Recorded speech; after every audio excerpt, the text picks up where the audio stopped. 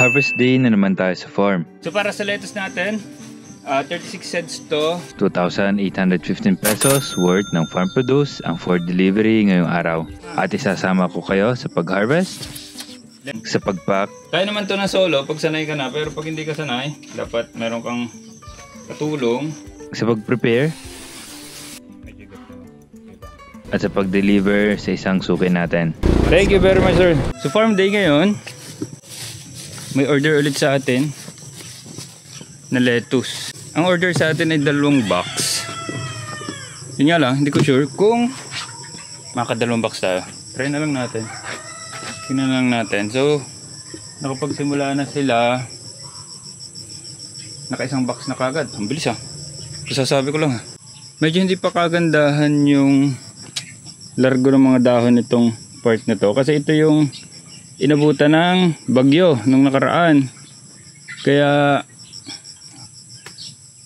kulang sila sa sunlight, halos 2 weeks na umuulan nun, walang sunlight, kaya ganyan. Pero okay pa naman sila generally kasi uminit na, kaya medyo humabol, pero hindi lang sila ganong kaganda. Ganun talaga part siya. Maraming nagtatanong palagi ng mga Call of Duty kung paano magtanim ng lettuce. May mga video na ako tungkol dito at sa YouTube din lang naman ako natuto Ang concept ng hydroponics ay soilless. May media ka lang na ginagamit at ang nutrients na kailangan nito, nakahalo na ito sa tubig. Para pag-circulate, i-absorb ni lettuce ang kailangan niya na tubig at nutrients, and everything else, paikot ito sa tangke. Pero pag yung sobrang liliit naman, either hindi ko sinasama or discounted na yung mga lettuce na yun. Katulad nitong 4 na ito. Hindi siya kalakihan, pero okay naman siya at goods na goods yan. Pwede ko itong gawing for 100. Ganun lang naman yan. So dapat hindi tayo mahiya sa ating produkto, pero bigyan natin ng konsiderasyon yung nakasanayan kasi yan, ito yung kagandahan na madalas nakukuha ng ating buyer. Pero yan, comparison ito, yan. So ito 3 for 100, ito gawin natin 4 for 100. Yeah. So meron na tayong 18. Ang kailangan ay 36. Mukhang medyo kapos. Mukhang sagad na to Sasagad natin yung harvest natin ngayon May mga nakapunan na rin ng mga lettuce ko na minsan sobrang laki, minsan naman ay hindi gaano. Ang pinaka-cost naman nito ay ang available sunlight kasi ang system naman ay iisa. Iisa ang pH, ppm, oras ng circulation. Kumbaga, lahat ng inputs pare-pareho. Ang iba lang, sunlight, na wala tayong control. Pero sa loob ng 45 days na inaalagaan itong mga lettuce, kaya naman nakaka-recover din kahit paano sa masasamang panahon. At ang buto na the best para sa ganito na condition, Ulmeti. Ilalagay ko ang link sa baba. Kasi kung ibang variety yan, naku po. Kasing taas ng Eiffel Tower ang mga lettuce bago ang harvest at hindi siya naarawan ng tama. Subali may 8 tayong puril.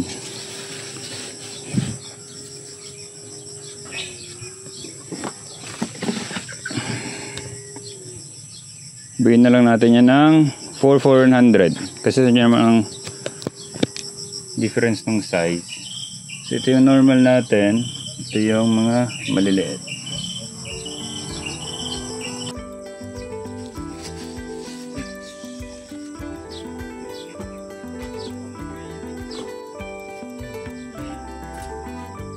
Sa mga hindi nakakaalam, kami lang ang gumawa nitong kabuuan ng hydroponic system.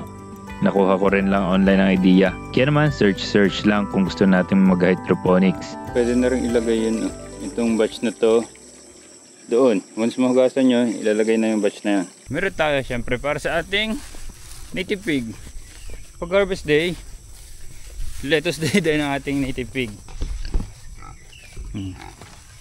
Yo yo yo, Whitey at 3 pigs. Likuran nyo yung napapanot. Kala ko ako lang napapanot dito. Tayo rin pala. Vegetarian mode na naman. Walang sayang sa native pig. Ano? Buntis na ba kayo? Papataba ka lang ata dito, Whitey. So para sa lettuce natin, 36 cents to. So 1,200 pesos ito. Pero meron nga tayong discount kaya 1,165 pesos ito. Itong dalawang box na to. Then meron tayong mga itlog dito. So paano ba kami nagbabalot ng itlog? Ganito lang yan. Okay, so pag nagbabalot kami ng itlog, so kinakamada namin yan syempre dito. 30 kada tray. At dahil nga kakunti yung manok namin at saka yung itlog, minimix namin yung iba't ibang size. Yan. Kumbaga yung nasa label ko ay unsized. Then, kaya naman to na solo pag sanay ka na. Pero pag hindi ka sanay, dapat meron kang katulong para naman hindi mabasag yung itlog at mas maganda yung pagkakahapit ng cling wrap. Yan, hindi man ito kailangan din ng tape. Nihintay ko na eh. Ang masamang balita. So ito, yung mga kagandahan sa maliliit. Ito yung ginagamit namin sa bahay. Siya naman ay okay pa pero hindi na siya magandang pambenta. So pag may sticker na siya, yan ang itsura niyan. Yan o, 30s unsized. So transparent naman ako na unsized ito. Binabanggit ko doon sa mga nabili sa akin na iba't ibang size ito. Pero equally distributed naman yung iba't ibang size sa kabuuan ng tray. Sa lahat ng tray na i-deliver ko ngayong araw. So mayroon tayong 5 tray ng itlog. Yun ay 1,650 pesos at yung ating lettuce nga ay 1,165. So meron tayong 2,815 pesos na farm produce for delivery ngayon.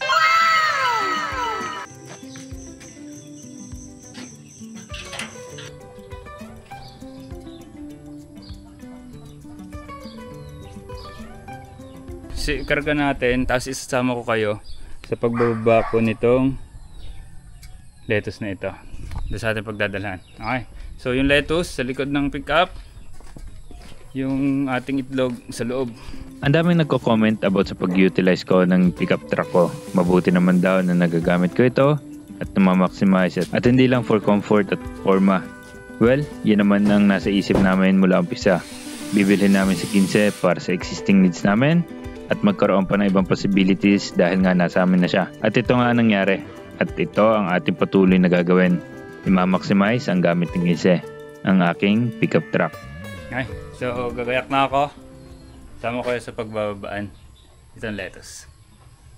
Okay, so yan, pupunta tayo na sa office pero idadaan natin yung lettuce bago tayo pumasok. Sana hindi tayo malate. Yan. So kailangan natin idaan kasi nakapromise na to doon sa ating suki na restaurant. So dito ako nagdadala ng ating lettuce. Maliit na kainan. So baka gusto nyo i-try. Hindi pa natin try pero baka gusto nyo i-try. Buti na lang at meron ang kumukuha sa atin regularly ng lettuce sa presyo na gusto natin. Kaya dito na ako. Less labor tayo para mabenta ang mga lettuce at bawas isipin din dahil iisa na ang major customer natin.